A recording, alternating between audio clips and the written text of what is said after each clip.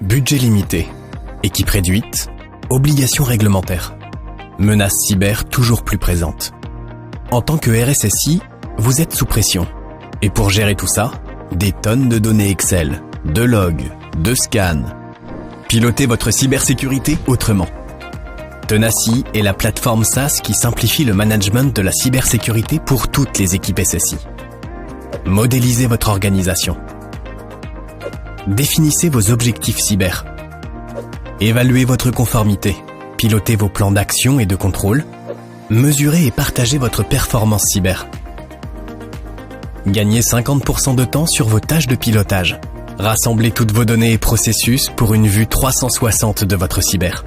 Fédérez toutes les parties prenantes autour de votre vision de la cyber. Le tout au sein d'une seule et même plateforme. Les RH avaient déjà un SIRH. Les commerciaux avaient leur CRM. Maintenant, les RSSI ont Tenaci.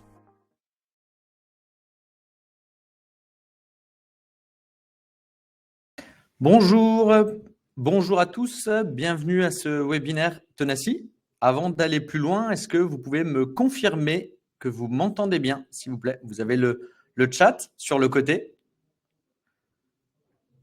Parfait, on m'entend. Très bien, c'est tout bon pour le son. Super. Bienvenue donc à ce webinaire table ronde intitulé Gestion de crise, pouvez-vous encore vous améliorer? Vous l'avez vu dans les différentes communications associées à cet événement. Je ne serai pas seul aujourd'hui pour parler de ces sujets. Donc, je vais accueillir les différents interlocuteurs. Cécile Solo, Cyber Crisis Manager chez Enedis. Es-tu là, Cécile? Es-tu en ligne? Je suis bien en ligne et bonjour à toutes et à tous. Donc, Cécile Solo, je suis au CERT Enedis et donc je suis responsable des processus de gestion de crise cyber et de la défense opérationnelle en cas d'attaque. Expertise, s'il en fallait, la voilà. Pour compléter le tour d'experts qui m'accompagneront aujourd'hui, Laurent Besset d'e-Tracing. Bonjour à tous, Laurent Besset. Moi, je suis associé fondateur chez e-Tracing et j'ai en charge les opérations de cyberdéfense. Tu avais quelques mots et stats à nous dire sur e-Tracing? Tout à fait. Donc, e-Tracing, c'est le plus gros pure player français de la cybersécurité aujourd'hui et a la particularité d'avoir une très grosse activité sur les services managés de détection et de réponse. Ça représente aujourd'hui plus de 2 millions d'employés cumulés sur l'ensemble des clients, qui est doublé d'une activité importante aussi de réponse à incidents directement, puisqu'on manage plus de 350 incidents graves par an, incluant une 60 à 70 crises en fonction des années, mais on sera amené à en discuter un petit peu plus dans les minutes qui viennent. Parfait, merci. Et pour finaliser le panel d'experts que j'ai la chance d'accueillir aujourd'hui, Sébastien Jardin. Bonjour à tous, Sébastien Jardin, ravi d'être là avec vous tous, certains que je connais depuis quelques temps, d'autres que je découvre, donc avec grand plaisir. J'ai rejoint les équipes Deloitte en tant que directeur cyber-résilience il y a presque un an. Dans 3 semaines, je fêterai mes 1 an chez Deloitte et très content d'avoir passé ces 10 dernières années chez IBM et d'avoir basculé chez Deloitte et pour continuer de faire ce que j'adore faire, qui est faire transpirer les dirigeants. Je suis coach de dirigeants en gestion de crise cyber, donc mon quotidien, une fois par semaine en moyenne, c'est des exercices, des simulations, des immersions à destination de cadres dirigeants, conseils d'administration, conseils de surveillance et COMEX, pour leur faire comprendre et leur faire toucher du doigt à quel point ils vont être en première ligne en cas de crise d'origine cyber et faire en sorte que notre sujet cybersécurité arrive sur leur table à eux. Parfait, merci. Bon, vous l'avez compris, 3 experts. Je suis très content que vous m'avez tous les 3 dit dans votre description le mot crise. Donc, ça tombe bien. On est dans le thème. Bon, sans trahir de secret, on a un peu préparé la suite des interventions. Il y a des points qui peuvent être différents. Vous, participants, auditeurs, vous avez aussi le droit d'interagir, de poser vos questions. Donc, n'hésitez pas, vous avez le chat de commenter ces éléments. J'ai prévu une table ronde autour de 3 grands sujets. avec une partie questions-réponses pour la fin, mais n'hésitez pas à poser vos questions et à ne pas les garder pour cette partie. Posez-les au fur et à mesure dans la partie chat et rendons ça le plus interactif et dynamique possible. Pour ceux qui auraient raté le début ou si vous arrivez un peu plus tard, un replay sera disponible, bien sûr, si vous aussi, vous devez vous absenter. Bon, gestion de crise, pouvez-vous nous améliorer? Moi, la première question que j'avais, c'était gestion de crise. Est-ce qu'aujourd'hui, c'est indispensable? En quoi ça consiste? Mais déjà, je crois qu'il y avait eu un sujet autour de la gestion de crise. Sébastien, tu m'avais dit la gestion de crise. Qu'est-ce que c'est qu'une crise? Qu'est-ce que c'est qu'une crise cyber, une crise d'entreprise? Finalement, voilà, quand on parle de gestion de crise, c'est quoi les bons mots et où est-ce que ça s'applique dans les organisations? Merci de la prise de parole. Gestion de crise, oui, gestion de crise, encore heureux qu'on doit en parler, vu qu'il suffit d'ouvrir le journal pour voir que ça n'arrive pas qu'aux autres. Ça me fait sourire, mais c'est pas drôle du tout, parce que c'est pas des bons moments, qu'on se le dise. Ceux qui sont opérationnellement au contact des clients qui se sont fait avoir, qui sont dans la tourmente, savent que c'est des moments un peu compliqués, qui durent. Et puis, il y a crise et crise. Tout n'est pas crise, déjà. Ça, c'est la bonne nouvelle, entre guillemets. Et puis, il y a crise et crise d'origine cyber, avec des points de similitude et des points de différence entre une crise, on va dire, traditionnelle à laquelle on peut être habitué depuis des années et des années et des années, et puis le vecteur numérique qui fait que grandir dans toutes nos boîtes et qui fait qu'augmenter cette surface d'attaque. Donc l'origine est souvent cyber, il suffit d'ouvrir le journal encore une fois, mais l'impact, lui, il va être totalement multi-canaux, multi-départements. Ça va être réputationnel, financier, sociaux, ressources humaines, logistique, clients. Enfin, voilà, on est tellement dépendant du numérique que ne pas s'y préparer, ce serait dire je mets la tête dans le sable et j'espère que ça arrive qu'aux autres. Bon, je pense qu'autour de la table, là, on n'est pas de ce genre-là et les clients qu'on a ne sont pas de ce genre-là non plus. Donc c'est bien de voir qu'effectivement, on s'y prépare et que c'est nécessaire. Hein. Bon, donc, indispensable, forcément, oui. Tu évoques la crise d'origine cyber. Laurent, c'est ce que tu me disais. Vous voyez, vous, chez e-Tracing, les incidents du début, justement, d'incidents techniques qui se transforment en gestion de crise en fonction de l'escalade. Donc, ça existe bien, cette notion d'origine cyber qui bascule au plus haut niveau de l'organisation. Complètement. Je pense que je suis assez aligné avec Sébastien, qui est excellent, mais ça, je le savais. Donc, je ne peux qu'être d'accord avec lui. La particularité de mon activité, c'est que je vois aussi bien passer avec mes équipes des crises ou des incidents graves, on pourra discuter de ça, mais qui viennent de nos process de détection côté SOC et puis intervenir à la demande de clients sur des choses qui sont passées ailleurs et on nous appelle là pour le coup directement pour faire de la réponse à incident. La particularité en fait du stream qui est sûrement le plus intéressant pour compléter ce que disait Sébastien, qui est celui qui vient côté SOC, c'est on fonctionne en fait comme tout le monde avec un processus de gestion d'incidents où il y a une échelle de sévérité qui dépend de l'impact, du périmètre, etc. Globalement, le marqueur de la crise, c'est la sortie du workflow. C'est-à-dire que quand on a un incident en fait, qui est de moins de sévérité, on va pouvoir se contenter de le traiter au travers en fait, du workflow qui est souvent outillé dans l'ITSM.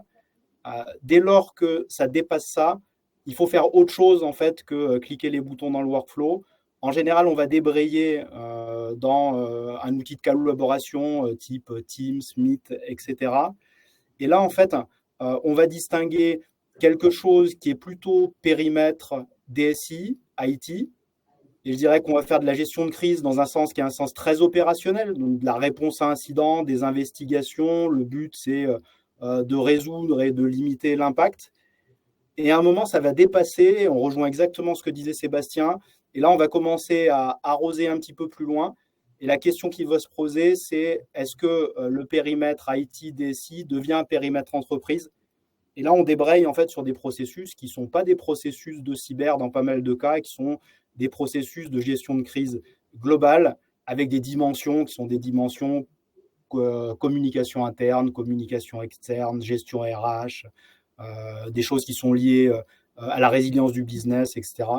Et je reboucle complètement avec ce que Sébastien a dit juste avant. Cécile, je te voyais fortement valider cette notion d'incident qui bascule en crise quand on sort du cadre qu'on avait prévu. C'est quelque chose que tu retrouves aussi chez toi? Oui, et c'est pour ça que j'étais en accord, c'est-à-dire que le workflow de base de la gestion des incidents, que ce soit au niveau IT, au niveau cyber, ça restera la manière dont on va gérer l'incident qui va provoquer une crise. Pour moi, la gestion de crise et le processus associé, c'est le fait de donner les moyens aux équipes pour atteindre des plus hauts niveaux, pour mobiliser plus de personnes, pour gérer la communication. Donc en fait, le processus de crise qui doit être créé est là pour venir en appui aux équipes et leur donner les moyens nécessaires. Et j'étais aussi en accord justement avec Sébastien sur cette différence entre crise et incident et crise traditionnelle et crise cyber.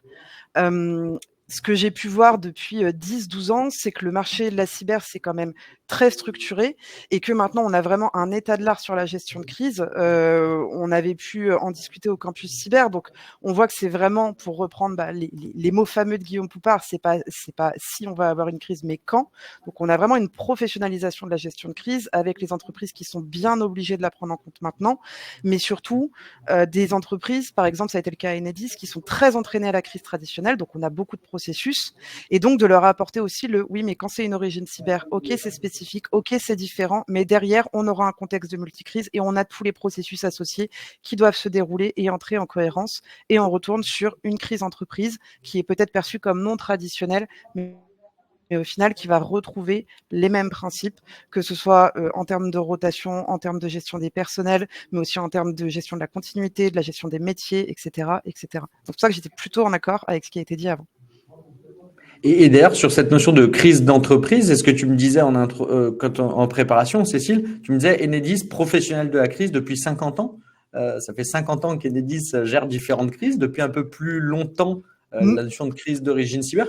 Finalement, c'est ça l'enjeu aujourd'hui de la gestion de crise dans une organisation comme Enedis, c'est de rajouter à des processus de gestion de crise traditionnels ces spécificités du cyber avec des liens. Laurent nous a parlé d'ITSM, de gestion d'incidents, d'outils techniques. C'est cette cohérence, l'enjeu est là?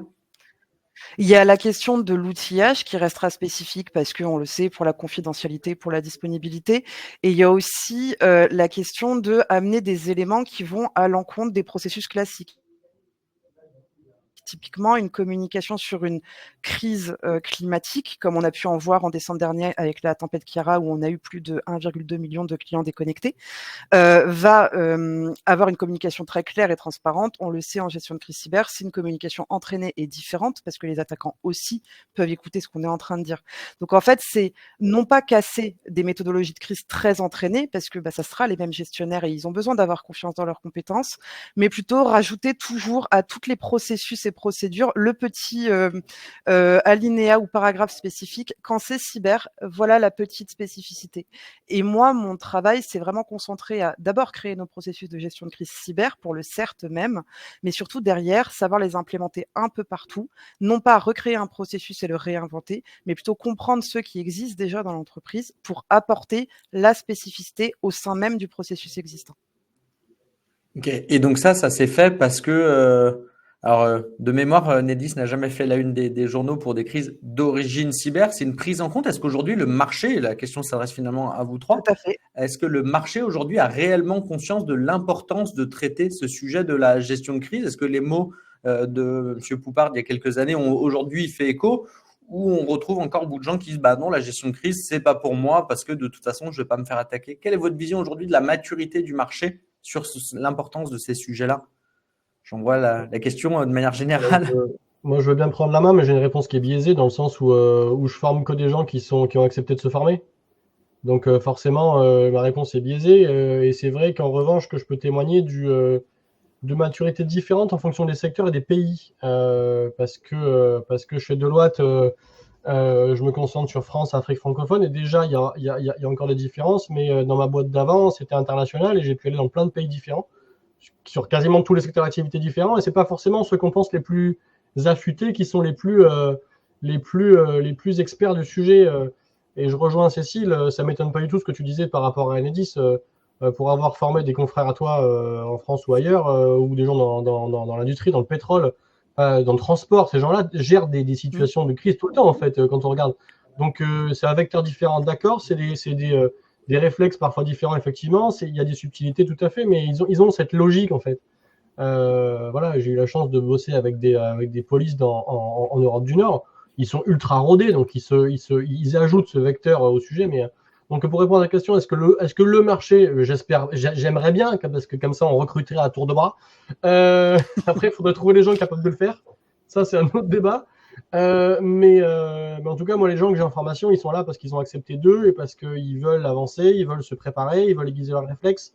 Et puis, c'est que des grands patrons, donc c'est plaisant de se dire que dans des boutiques de ce genre, généralement en France, c'est CAC 40 à nous ce qu'on va adresser, ces gens-là, ils sont au fait d'eux et quand ils reviennent année après année, c'est aussi hyper flatteur, certes, mais c'est surtout parce qu'ils ont compris que soit ils n'avaient pas le choix légalement, je pense au monde de la finance qui, avec Dora, n'aura pas le choix que de le faire, soit ils ont juste ouvert les yeux, ils savent qu'ils seront devant en première ligne et que de toute façon, un COMEX est là pour diriger une boutique en temps de paix comme en tempête. Ils sont là pour ça. C'est eux les capitaines, c'est eux les commandants. Donc encore une fois que tu as compris ça, ils avancent et c'est des gens brillants, donc ils comprennent vite.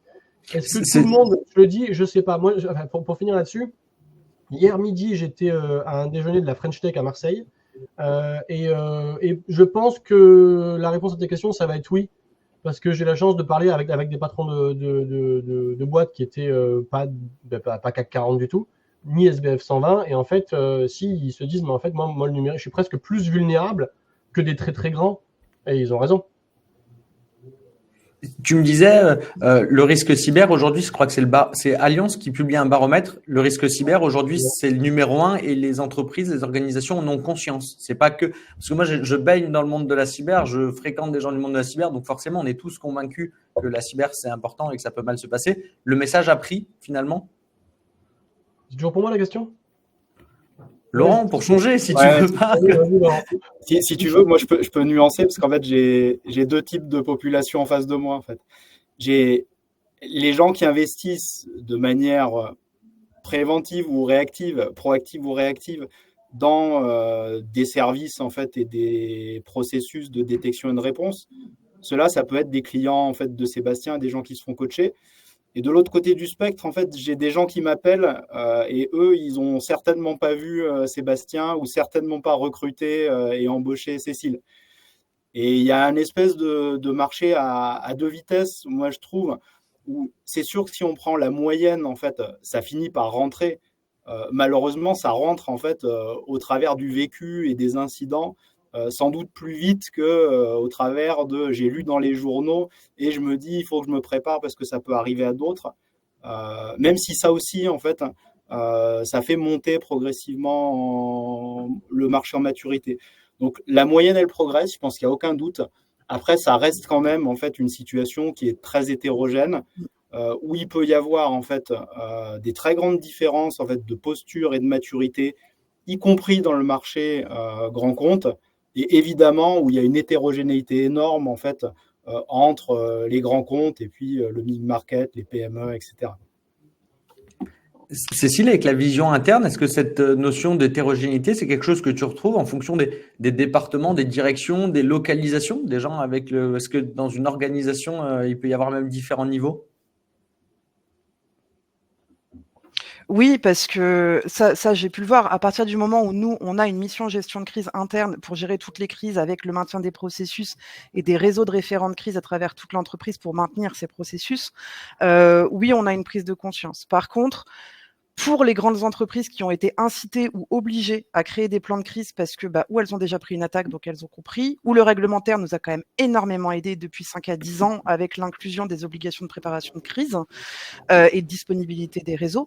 Donc ça, en effet, pour les grands comptes, que ce soit d'un point de vue financier ou d'un point de vue disponibilité de systèmes critiques, ils ont compris et ils ont été obligés. Par contre, ils n'ont pas encore toujours compris les impacts et la capacité de l'attaque cyber.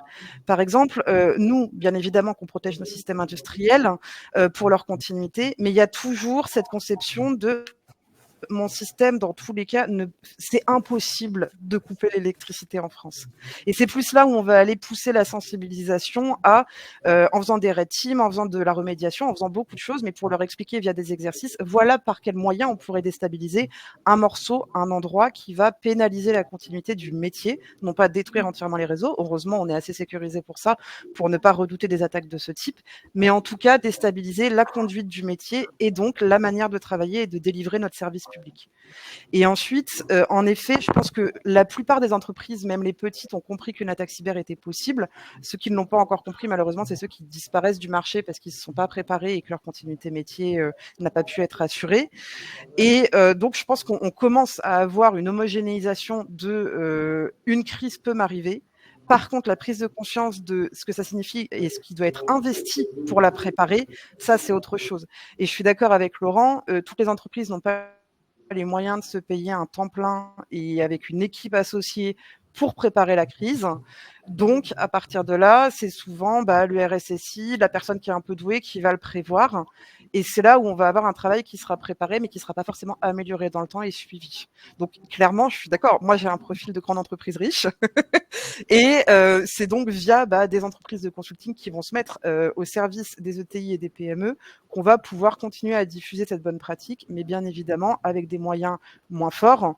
Je ne pense pas qu'on ait besoin pour une PME d'avoir 2 ans de travail à temps plein sur un process de crise. On peut aller beaucoup plus vite et beaucoup plus simplement.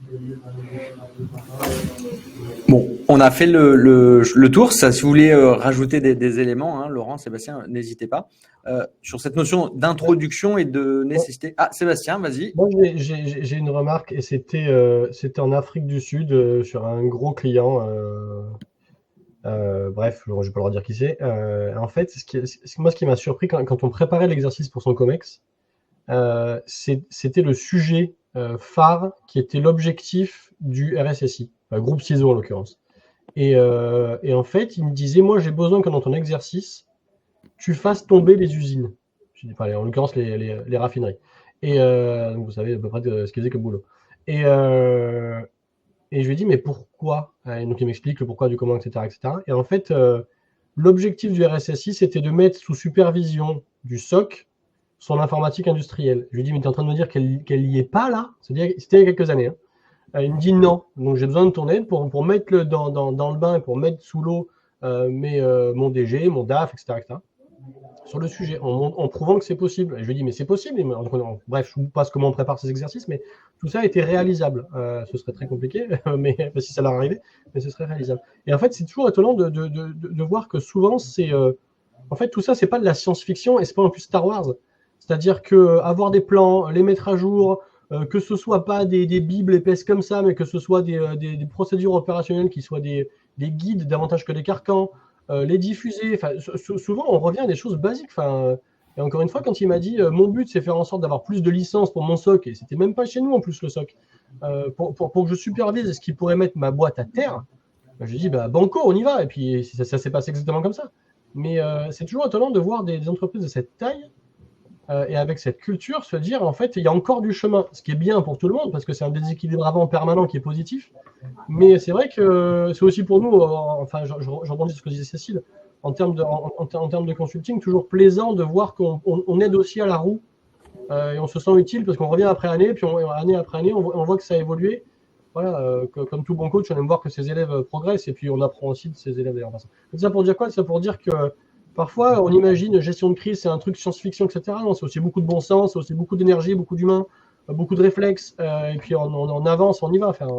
La recherche de l'efficacité. On met de côté l'efficience et on bascule en mode efficacité. Voilà. Et ça, c'est aussi un autre truc, je ne sais pas si on va en parler, mais l'organisation de crise, ça, en revanche, c'est quelque chose qui n'est pas connu de tout le monde. Et c'est un vrai point important. Changer son organisation pour basculer de l'efficience à l'efficacité, c'est pas évident, il faut savoir faire.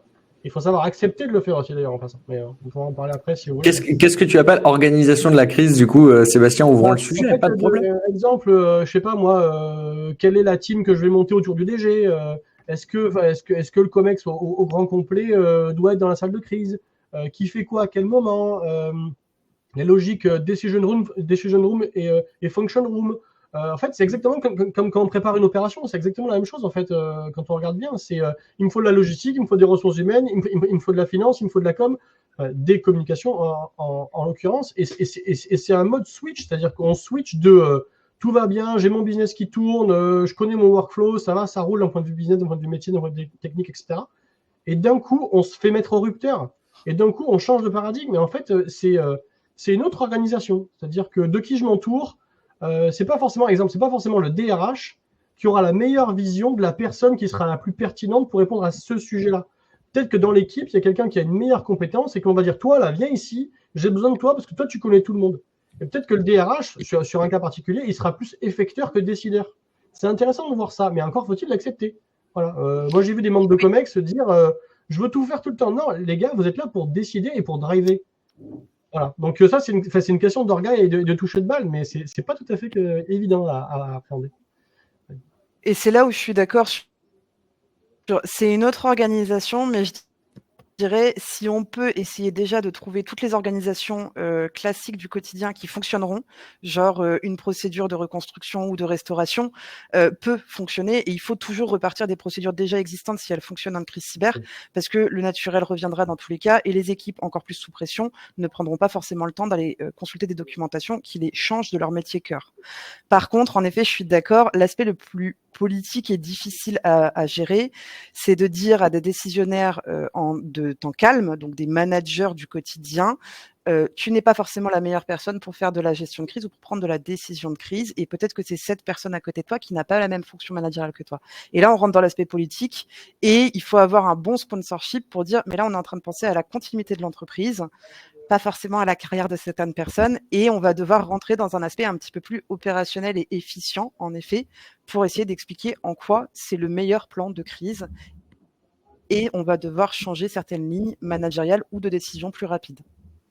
Donc, il y a un sujet. Ouais, j'ai plein de trucs à ajouter là, mais tu vois, je vais en prendre qu'un, parce que sinon, après... on a le temps, Laurent, on a le temps. Mais juste... Nous, notre particularité, c'est par rapport à ce que tu disais, Sébastien, on est function room à 100% et très peu decision room. Et le problème, en fait, de la function room, c'est il n'y a que des experts. En général, on rassemble dedans une poignée de sachants. Et la plupart des sachants deviennent très rapidement, rentrent en multitasking. Et ce qui fait défaut, en fait, à beaucoup de, rappelons ça, de cellules opérationnelles de gestion de crise, si on peut lui donner un autre nom, c'est qu'elles n'ont pas de pilote. Et globalement, ce qui se passe, c'est qu'on rentre dans une discussion d'experts et on se retrouve avec des discussions qui sont des espèces de petits blocs. Donc, il y en a deux qui discutent dans un coin parce qu'ils sont partis sur un sujet, puis il y en a deux autres qui discutent d'autres choses. Et alors, là où c'est flagrant pour nous, qui sommes des externes, en fait, quand on vient en assistance, c'est qu'à la fin, plus personne nous parle, puisqu'on est les seuls qui connaissons personne, en fait, quand on intervient chez un client qui est pas un client côté SOC.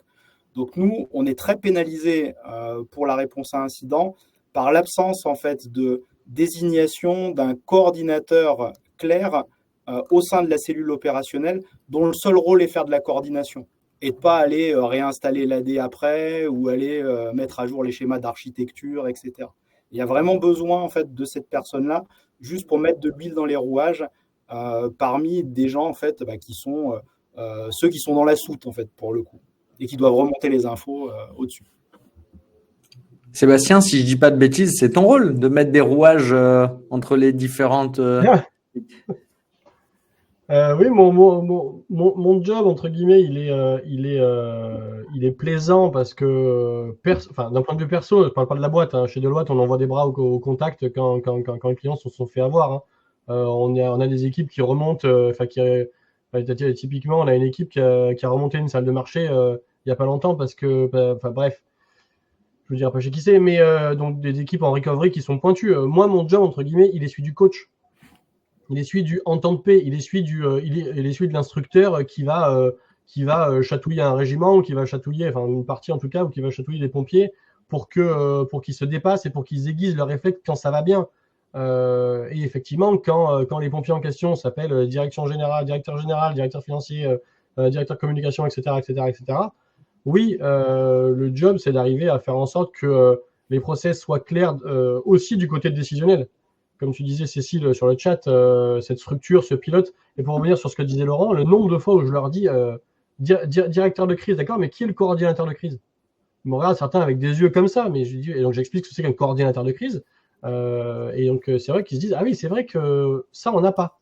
Voilà. Après, moi, je mets en contact avec des gens qui sont d'un autre univers, mais c'est très plaisant. Pardon? J'ai pas entendu. Un pilote opérationnel. Typiquement, souvent, c'est Ah, pardon. Je disais, oui, le coordinateur de crise, nous, ce qu'on appelle un pilote opérationnel, qui a souvent la fonction de CSIRT et qui est capable, en fait, de prioriser les investigations, mais surtout de prendre les décisions en fonction du risque, de l'impact et de la capacité à couper l'attaque. Et ça, il faut quelqu'un qui ait la fonction technique suffisante pour prendre des décisions parfois difficiles et aussi la fonction managériale suffisante pour en fait, avoir le droit pour l'entreprise de prendre des décisions de ce type. Exact. Il y a une question sur le chat, j'ai pas tout à fait compris le... Moi non plus. Je vais demander des précisions à Fabrice, mais je pense que c'est en lien avec les exercices. C'est justement le grand exercice, la grande étape d'après. Finalement, ce webinaire s'intitule Gestion de crise, comment on peut s'améliorer. Je crois qu'associé à la gestion de crise, il y a la notion d'amélioration. Moi, la grande question que j'avais, c'était comment on juge si une gestion de crise est efficace. Je crois que vous m'avez dit tous les trois, il faut essayer avec différents types de tests. Est-ce que du coup, le test, l'exercice, la simulation, comme on entend parler, est-ce que c'est le seul moyen de tester si on est bon ou pas? Je peux peut-être commencer là-dessus. Tu sais que là-dessus, j'ai une vision un peu, je sais pas quoi, qui est pas forcément qui est un peu plus nuancée peut-être que le reste. Vous m'avez tous dit je suis d'accord, je suis d'accord. Vous, allez, ne soyez pas d'accord entre vous.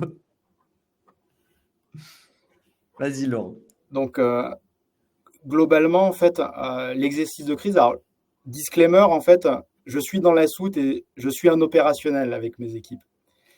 Et globalement, en termes de préparation, si l'objectif, c'est de se dire on va être meilleur, en fait, en termes de réponse et en termes d'investigation, en termes techniques, en termes de reconstruction, personnellement, moi, je trouve la valeur ajoutée très limitée parce qu'il n'y a pas grand-chose, en fait, qui va remplacer la vraie vie et le travail sous pression qu'on a face à une vraie cyberattaque. Par contre, il y a une vraie valeur ajoutée à aller chercher, ça peut paraître bête, mais dans sécuriser la logistique. Je suis désolé de mal parler, mais c'est quand même con comme pas possible, en fait, de se retrouver face à un vrai incident et de se rendre compte qu'il manque des gens dans le Teams, qu'il y a des gens qui ont des credentials qui ne fonctionnent pas pour revenir sur les ponts, que finalement, on n'a plus de licence pour envoyer des SMS, etc. Donc, il y a une partie, en fait, qui est sécurisation, en fait, des canaux de communication qui sont hyper importants. À un moment, on a tous besoin de discuter. Et après, il y a un autre point important. On discutera peut-être après, en fait, de ce qu'on peut faire avant pour se préparer en termes de documentation, de référentiel, d'architecture, etc. Payer Sébastien, en fait, pour être coaché, par exemple. On a besoin, et ça a un coût, et on a besoin de libérer des budgets. Et un des gros avantages, en fait, de l'exercice de crise, c'est qu'il est très sympa pour les décideurs. Et il a un côté un petit peu ludique de je joue à me faire peur, ça me fait réaliser des choses.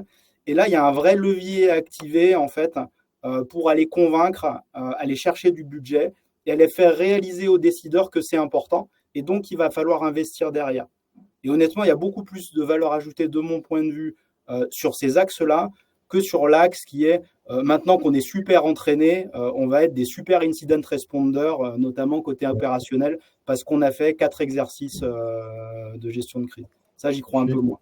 Je suis 2000% d'accord avec Laurent. Moi, mon job, c'est faire des exercices. C'est des simulations. C'est les gars, je vous mets dans le bain et puis vous voyez comment vous bougez, vous voyez comment vous réagissez, vous voyez comment vous vous coordonnez, vous voyez si vous êtes en conscience et en connaissance de vos procédures, enfin que les gens comme Cécile ont fabriqué pour vous. Dit autrement, vous voyez si vous êtes pas comme des poules devant un couteau. La grosse valeur de l'entraînement, de la préparation, c'est de ne pas arriver justement complètement devant une poule, comme une poule devant un couteau, devant la vraie vie. Il n'y a rien de mieux que la vraie vie pour savoir. Ah oui, si vous prenez si vous vous intéressez au sujet, il y a un truc qui s'appelle la pyramide d'apprentissage d'Edgar Dale, qui est vachement intéressant. Moi, je m'en sers tout le temps, et de toute façon, c'est construit comme ça. Mais tout en haut de la pyramide, il y a la vraie vie. Ah oui, vivre une vraie crise, on apprend énormément. Bon, ça pique aussi, hein, on se le dise, hein, donc on va éviter la vie de tous les jours aussi. Mais et juste en dessous, il y a les exercices justement qui sont. Mais après, en même temps, il y a exercice et exercice. Il y a le truc gentillet sur table où on fait joujou, et puis après, il y a un truc où on se chatouille un peu. Le but du jeu, c'est d'arriver en situation réelle avec un maximum d'acquis. On pourra jamais, jamais, jamais répliquer la vraie vie dans un exercice. C'est pas possible. Laurent l'a dit, dans la vraie vie, il y a d'autres enjeux, il y a d'autres impacts, il y a d'autres niveaux de stress. Oui, c'est tout à fait vrai. Et ça, le répliquer à l'exercice, c'est pas possible. C'est pas possible. Mais en revanche, moi, je préfère nettement arriver au pied d'un mur de 4 mètres avec Dodo Berman qui me court derrière en l'ayant grimpé quelques fois, le mur. Comme ça, je vais avoir peur parce que les Doberman, je les entends arriver, mais le mur, je sais le grimper. Donc, je devrais découvrir, entre guillemets, qu'une partie des problématiques que j'aurai à gérer. Voilà. L'inverse, ne pas se préparer, ça veut dire arriver à avoir jamais vu le mur et avoir les chiens qui arrivent. Alors là, soit vous adorez le contact animal, soit ça va mal se passer, quoi. Mais c'est ça le but du jeu. Voilà. Voire nier que le mur est réel, c'est ce qu'on disait en introduction. Certains peuvent nier la nécessité de se préparer. Donc, Laurent, Sébastien, si tu me permets juste un petit paradigme. Moi, dans mon perso, si vous regardez ce que je fais sur LinkedIn, j'entraîne des gens qui sont particuliers à la Légion étrangère. C'est génial, c'est fantastique. C'est des gens qui sont d'un autre univers. Ils ont une patate incroyable, ils ont une vie qui est dingue. Enfin bref. Et moi, je suis un instructeur. Enfin, d'où moi, avec mes 80 kilos et ma chemise, je donne des cours et des conseils à des gens qui ont vécu autre chose. Eh ben, en fait, ils viennent s'entraîner justement parce que ils savent que ça se drille, ça se répète, ça s'aiguise. Je n'ai aucune prétention de savoir ce qu'ils vivent sur le terrain, ces gens-là. Et même, je veux pas le savoir. Hein.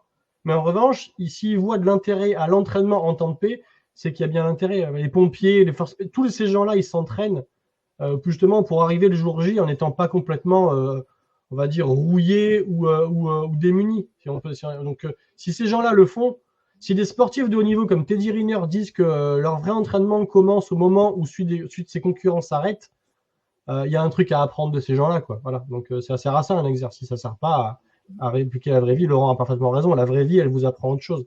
Et si on peut l'imaginer et s'y être exposé, ben on réduit un peu le risque, quoi. Ça sert qu'à ça. J'arrête.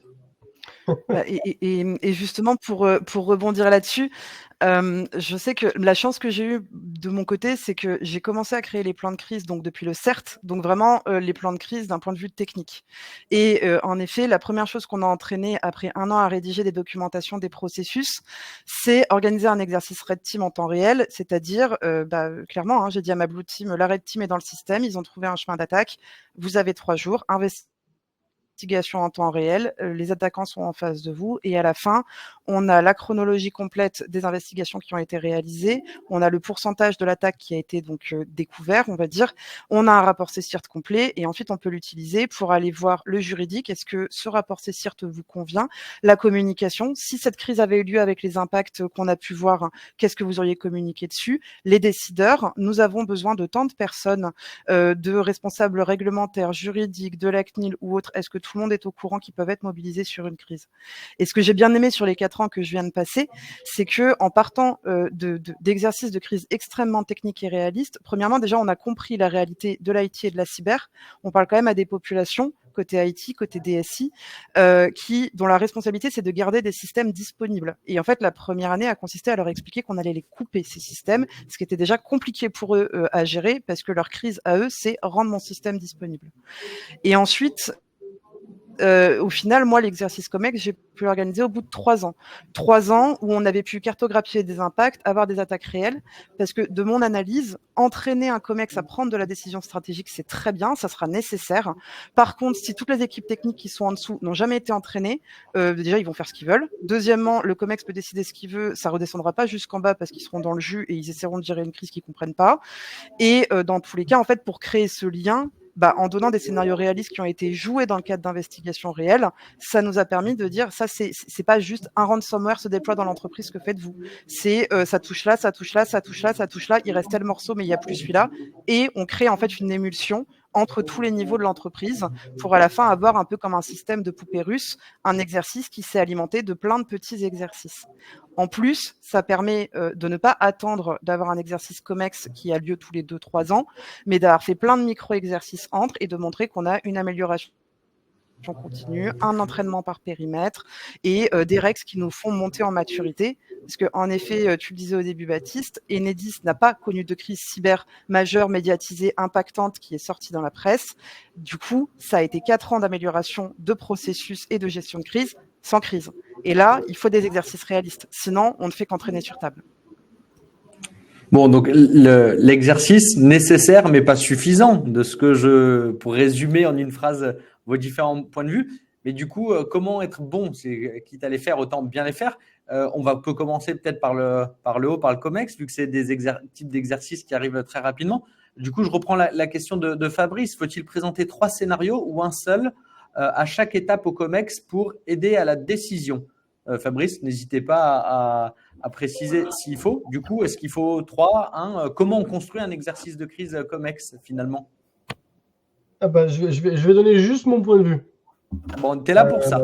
Je suis là pour ça. Et je sais qu'on n'est pas tous d'accord sur la place, sur les rares qui font ce genre de choses. On n'est pas tous d'accord sur le sujet. Moi, mon point de vue, il est qu'un exercice COMEX, il a 2 angles. Et il a 2 objectifs majoritaires. Il a les objectifs pour le COMEX et les objectifs pour ceux qui te payent à faire pour le COMEX. Donc j'explique comment je fais moi, si on résume, et puis après on en parle. Un exercice, déjà, il peut avoir différents niveaux de difficulté, comme disait Cécile, différents niveaux de profondeur et un spectre de participants par poupée russe qui peut être différent en fonction de l'objectif que de l'exercice lui-même. Si on prend un exercice que j'appelle moi niveau 1, juste le COMEX. Voilà.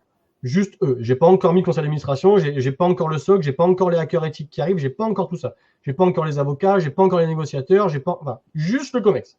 Voilà. Juste, entre guillemets, on joue à se faire peur dans une salle.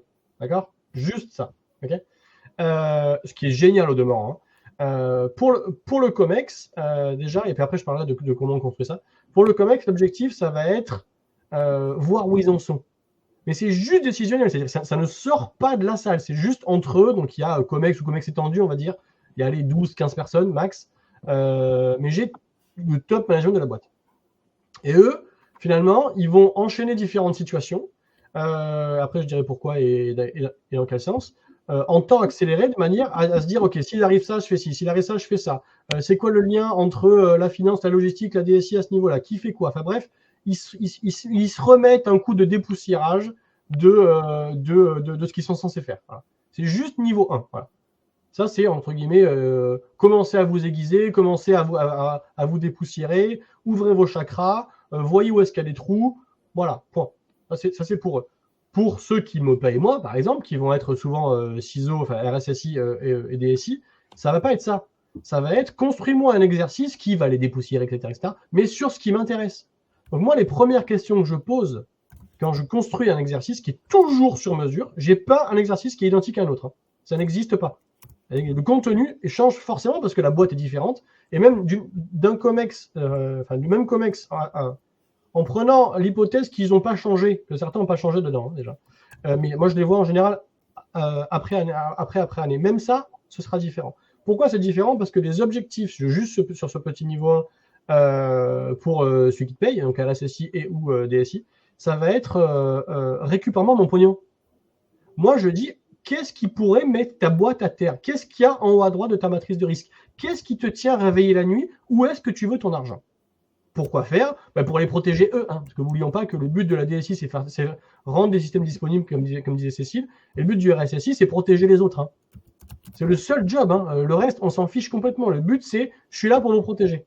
C'est ça, le RSSI, en fait. C'est top. C'est compliqué comme boulot, mais c'est génial. Donc moi, je construis toujours des exercices, toujours sur un scénario du pire. Voilà, je prends toujours les pires moments qu'ils ont à vivre. Pourquoi? Parce que si on a à vivre moins pire, au moins on peut espérer faire face, mais plus, ça ne marche pas. Apprendre à courir en 100 mètres en 10 secondes, c'est jouable si dans la vraie vie, vous avez à le courir en 20. Si vous avez à le courir en 5, ça ne marchera plus. Quoi. Donc toujours du pire, forcément. Toujours en temps accéléré pour gérer un maximum de pression. Enchaîner les situations justement pour qu'ils gardent le rythme et qu'ils se mettent pas à prendre leur téléphone, etc. Ça ne m'est jamais arrivé. J'en ai jamais un qui est sorti. Oui, j'ai une réunion importante. Ouais, d'accord. Je vous ai pendant 4 heures, les gars. Ils sont tous à fond dans l'exercice, quoi. Et c'est génial à avoir ça. Il faut savoir faire un petit peu. Donc, comment est-ce que je construis ça perso? Scénario du pire. Ce qu'il y a en haut à droite, ça s'enchaîne. Il y a un timer, il y a une équipe. Ah oui, nous, on arrive, on est entre 6 et 8. Hein. Donc, c'est pas juste, il y a un gars qui fait joli dans un escape game devant un comex, 2 minutes. Hein. Donc, ça s'enchaîne, ça rentre dans la salle, ça sonne, ça arrive à l'image, on fait des média training. Enfin, ça part dans tous les sens de ce qu'ils vont vivre eux. Ah oui, parce que le seul truc qui compte, c'est ce qu'ils vont vivre eux. Et au bout de ça, comme de par hasard, parce que c'est beaucoup de préparation, mais il y a aussi un rapport d'observation et de recommandation que moi je viens soutenir. Et comme par hasard, je m'arrêterai là, promis, comme par hasard, ça va être les mots du RSSI et du DSI que peut-être ils se sont acharnés à dire pendant 2 ans et que ça n'a pas percolé, ça n'a pas infusé comme ils souhaiteraient. Sinon, on ne serait pas là, d'ailleurs, en passant. Et en fait, je prendrai juste une comparaison et vous comprendrez l'image assez vite. Laurent est au courant de ça, on se connaît depuis quelques temps, même si on se croise plus depuis longtemps, mais c'est quand même assez marrant de se recroiser là d'ailleurs aussi en passant. Il paraît que je suis pas trop mauvais en ski. Pareil. J'ai essayé d'apprendre à mon fils à skier. J'ai essayé. Il était tout petit à l'époque, c'était pour passer l'équivalent de son piou-piou, donc il était tout petit. Voilà. J'ai pas un trop mauvais niveau de ski. Je me suis fait jeter d'un hélicoptère en ski, par exemple. Je suis pas trop mauvais en ski. Je lui ai dit les plantées de bâton, les machins, les trucs, tu peux vraiment partir. Il en avait rien à faire. Rien. Ça ne rentrait pas. J'ai pris un cours à l'ESF, en l'occurrence. Enfin, à l'ESI, pardon. À l'ESI, à l'époque, à Sarre-Chevalier. Le gars était peut-être meilleur que moi, le prof, effectivement, le moniteur. Il lui a dit les mêmes mots, dans le même sens. Eh bien, vous savez quoi? Mon fils, il s'est fait skier à la fin de la journée. Je me suis dit, mais c'est pas possible, j'ai dit la même chose. Bah, comme quoi, quand il y a 2 personnes différentes qui disent la même chose, généralement, ça percole. Surtout quand l'externe, que moi je peux être dans ce genre de cas, va le dire avec ses propres mots et sa façon de faire. Donc, et tout ça fait qu'au final, et je m'arrêterai vraiment en premier là-dessus, un exercice de niveau 1, par exemple, c'est aussi bien un exercice pour le COMEX qu'un acte de vente. En fait, c'est un acte de vente pour le RSSI ou le DSI pour avoir ce qu'il faut pour protéger et servir les autres. Voilà. Et quand on a vu ça, en tout cas comme ça, d'expérience, ça marche bien. Mais du coup, l'exercice COMEX, ça sert à s'améliorer. Est-ce qu'on est meilleur après un exercice ou pas? Parce que Laurent, tu as dit au début, l'exercice, c'est un peu ludique. Là, tu dis, ça sert à éclairer. Est-ce que vraiment on s'améliore en faisant des exercices de crise? Je t'ai aussi dit que moi, je vivais dans l'autre pièce que celle où il y a le COMEX. Alors, une fois que je t'ai dit ça, c'est pas tout à fait vrai, parce qu'en fait, tu vois, statistiquement, par exemple, la victime médiane d'un groupe ransomware, c'est quelques centaines de personnes. Donc, il y a beaucoup de réponses à incidents que nous, on voit, dans lesquelles il n'y a qu'une seule pièce. Et il n'y a pas 2 cellules, il n'y en a qu'une seule. Et il n'y a pas des coordinateurs, parce qu'en fait, des personnes, il y en a 4, tu vois, dans la pièce. Mais quand tu parles, en fait, et c'est plutôt ce qu'on a dressé aujourd'hui, tu as de structures qui sont un petit peu plus grosses. En fait, moi, je ne suis pas dans la pièce avec le COMEX. Par contre, normalement, il y a une navette qui remonte certaines informations qui viennent de chez moi ou de chez nous, pour alimenter le processus décisionnel côté COMEX.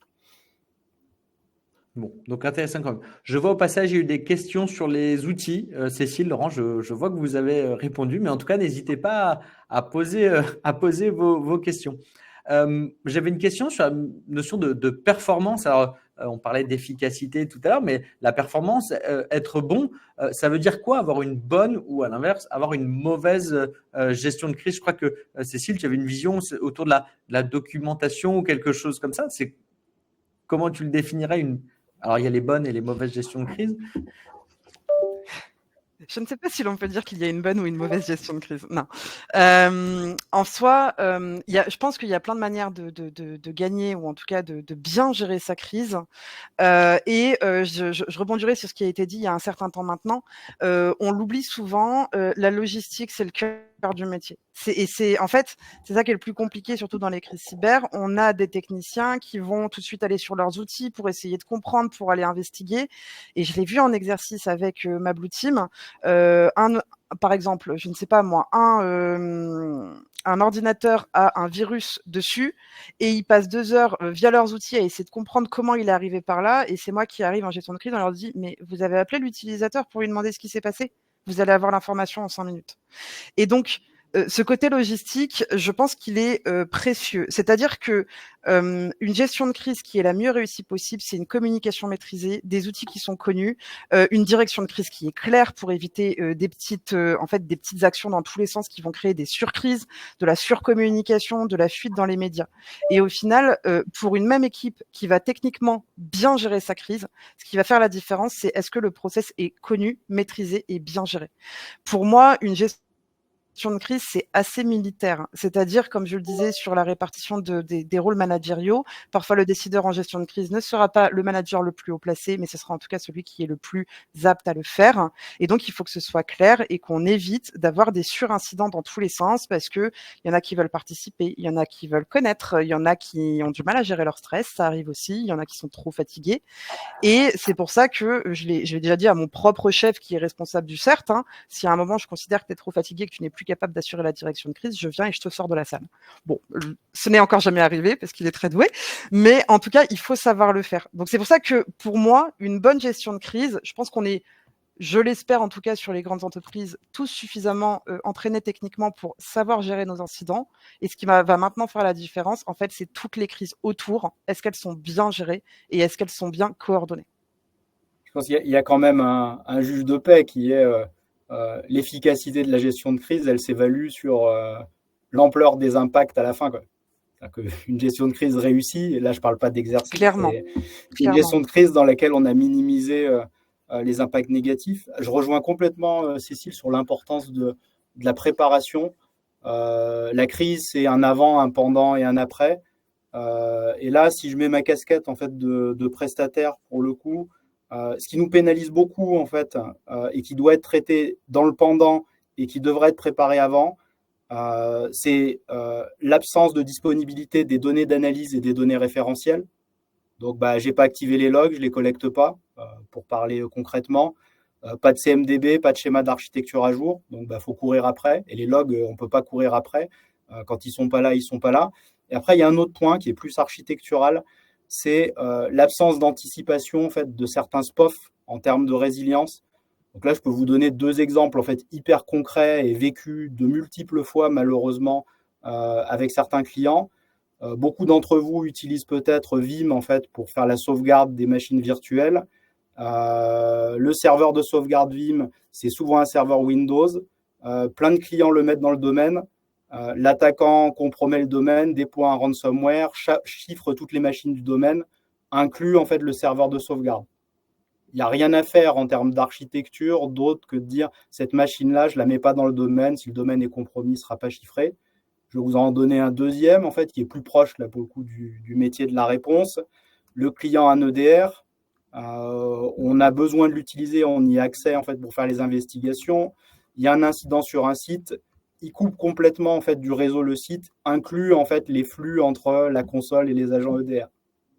Et donc, alors qu'on devrait avoir un outil qui est censé nous permettre de comprendre ce qui se passe, on n'a pas du tout la main en termes d'investigation sur ce qui a été coupé. Et il faut envoyer des gens en fait sur place pour faire les analyses, appelons ça à l'ancienne. Donc, difficile d'avoir une bonne gestion de crise si on n'a pas les fondamentaux. Certains nous parlent d'hygiène de base en termes de sécurité opérationnelle. C'est des choses que tu vois, c'est souvent proportionnel finalement.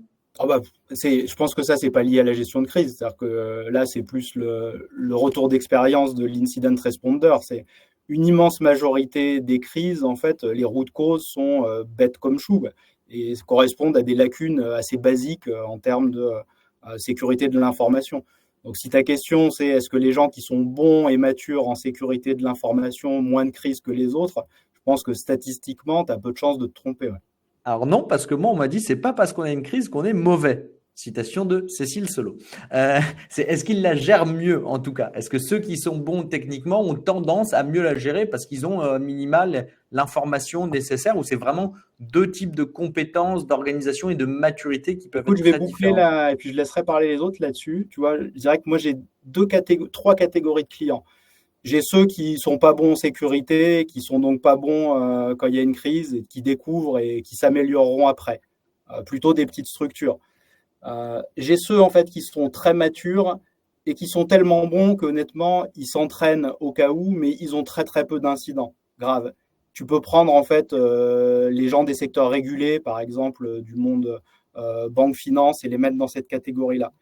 Et finalement, mes clients qui sont les meilleurs en termes de gestion de crise, tu vois, en pratique, ils rentrent dans une espèce de catégorie qui est assez petite, mais qui correspond en général à des groupes assez grands, avec une organisation suffisamment distribuée pour que tu aies en fait dans des branches d'organisation des filiales qui sont nulles en termes de sécurité, et où la réponse à incident est devenue une mission qui est une mission régalienne et traitée par le groupe. Et donc, tu te retrouves dans des grands groupes industriels, par exemple, avec des gens qui sont membres, en fait, et des cellules de décision et des cellules opérationnelles, et en fait, qui traitent pas mal de crises parce qu'ils ont des dizaines ou des centaines, voire des milliers, dans certains cas, de petites filiales dont ils ne maîtrisent pas du tout, en fait, l'IT, qui ne sont pas forcément interconnectés dans pas mal de cas, et sur lesquels ils vont reprendre la main, en fait, quand il y a une crise. Et donc, ils pratiquent pas mal, eux. Et ils sont bons, à force. Donc ça arrive. Il y en a qui sont. Sébastien, je crois que tu voulais rebondir sur. Laurent introduisait la notion de avant, pendant, après, le rôle du COMEX dans la performance et sur ces éléments-là, avant, après. Je crois que tu avais un élément à partager. Oui, et puis ça rebondit aussi sur quelque chose que disait Cécile. Cécile, elle a dit aussi, c'est une organisation quasi militaire. Et moi, j'ai dit stratégique, opérative, tactique. Ceux qui sont de ce monde-là comprendront ce que je veux dire.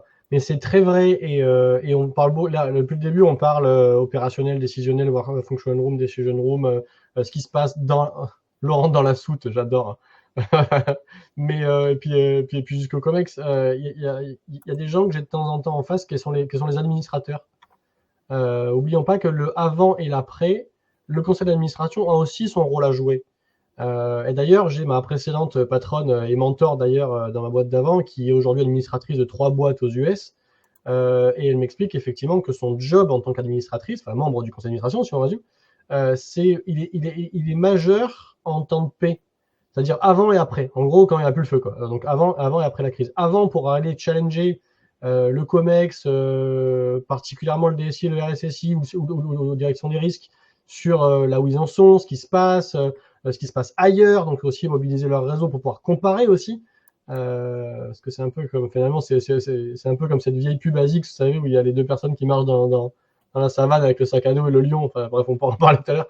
C'est quand même un peu ça aussi, donc arriver à challenger pour voir où se positionne la boîte, pour inciter le COMEX à s'entraîner aussi, que mine de rien, ils ont mis un CEO en place et le reste découle.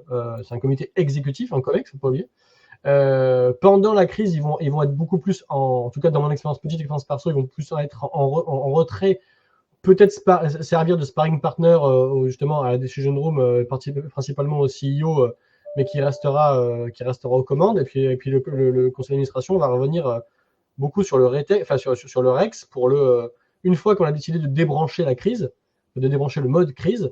Il y a un réflexe humain qui est de dire bon, c'est fini, on revient comme avant. Et ça, c'est normal. Le job du conseil d'administration, c'est aussi de vérifier qu'on ne reproduit pas les mêmes erreurs et que finalement, on a appris de tout ça. Et donc, moi, je vois les administrateurs qui poussent, qui prennent en main le fait de dire non, le REX, on va le pousser, et on insiste parce que c'est aussi leur boulot. Alors oui, on va dire ça touche que des grosses maisons avec des conseils d'administration, etc. Mais quand on est actionnaire de sa PME et qu'on est finalement fondateur et qu'on a mis un directeur opérationnel, ça reste pareil, ça reste le même but. Donc au final, ce que je suis en train de dire avec une énorme, très très très longue phrase, c'est dire que oui, c'est militaire, oui, c'est opérationnel, oui, c'est en plus on y est exposé, au plus on est efficace. C'est beaucoup de communication avec un grand C et un petit S, et tout ça s'anticipe en temps de paix. Enfin, c'est au pied du mur qu'on voit le mieux le mur, mais encore une fois, je préfère passer par-dessus, quoi. Et là, j'ai cité Bigard et pas les inconnus par rapport à bon et au mauvais gestion de crise. Ça s'est vu. Voilà. Donc, le conseil d'administration, il faut quand même pas les oublier parce qu'ils font partie de la chaîne, en fait. Ils font partie de la chaîne aussi, quoi. Cécile, avant qu'on clôture, je vois que le temps avance sur ces notions d'enchaînement et d'organisation. Est-ce que tu avais un élément, je crois que tu avais évoqué des exercices qui pouvaient s'enchaîner, et dans le cas des JO, tu m'avais parlé de poupées russes, je crois, de différents exercices avec des niveaux. Tout à fait. Tout à fait. En fait, moi, ce qui m'a vraiment permis de faire monter en maturité l'entreprise, que ce soit d'un point de vue technique, communication, processus, mise en place d'outils dégradés, ça a été, en fait, de les séparer, comme des tests unitaires, en fait. Typiquement, tester un script d'isolation type bouton rouge, ça peut être testé, pendant une période de maintenance sur les systèmes informatiques. On n'a pas besoin d'attendre un exercice COMEX ou un exercice, avec Red Team pour faire un test unitaire de ce type. Tester le fait d'aller sur les outils dégradés pour le cercle 0 et le cercle 1 comme j'en discutais, c'est un exercice, ça prend 30 minutes. Tout le monde doit se retrouver sur la même réunion et donner le mot de passe pour valider qu'il maîtrise les outils dégradés. Et pour moi, le meilleur moyen de faire monter en maturité, de maintenir la connaissance, de la partager et de sensibiliser, c'est pas un exercice tous les 2 ans qui implique tout le monde, même si à la fin, tout le monde va vouloir y participer parce que ça fait 2 ans qu'ils font des petits tests unitaires avec nous.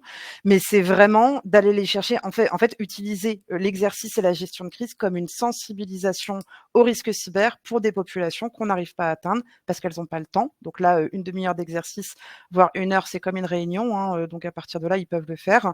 Ou parce qu'elles n'ont pas compris l'enjeu, étant donné qu'au vu de leur périmètre, elles n'ont pas compris qu'elles seraient aussi impliquées dans la crise. Et nous, pour le coup, en interne, ce qu'on a fait, c'est qu'on a créé une base de données avec tous les exercices qu'on a organisés depuis 1 an et demi pour arriver à l'exercice des JO, qu'on a rendu accessible à nos réseaux de référents en leur disant, voilà, vous avez plein de petites choses pré-packagées avec de l'étude de cas. Le spear phishing, qu'est-ce que c'est? Étude de cas, projetez-vous, soyez un attaquant. Voici toutes les informations qu'on peut vous donner. Que pouvez-vous en déduire? Ça prend 1 heure, ça aide le réseau et ça aide à entretenir et maintenir la connaissance sans attendre une validation d'un exercice COMEX ou d'un exercice pour toute la DSI. Et ça aide bien. Merci pour ce retour. Je vois que le temps avance, il va être l'heure de finaliser. En 3 minutes, si vous voulez en savoir plus et suivre l'actualité de Tenaci, alors la page LinkedIn vous renseignera sur ces différents événements. On aura la chance de se retrouver au Before et aux Assises. Je crois que vous y serez peut-être aussi. Un événement donc à Madrid, vous pouvez retrouver nos équipes espagnoles mi-octobre. Un prochain webinaire le 29 octobre dont le sujet est encore à définir, mais n'hésitez pas à suivre Tenaci pour l'actualité. Cécile, Laurent, Sébastien, merci beaucoup. Merci pour votre temps et pour vos précieux conseils. J'ai vu que pas mal de questions et les réponses. Donc, merci de vous être prêtés à ce jeu-là et d'avoir pu nous éclairer sur comment s'améliorer autour de la gestion de crise. Je pense beaucoup d'éléments à venir piocher, à s'approprier, adapter à son contexte pour s'améliorer et faire face à cet enjeu important. Merci à tous. À bientôt. Merci. Merci à tous. Au revoir. Merci beaucoup.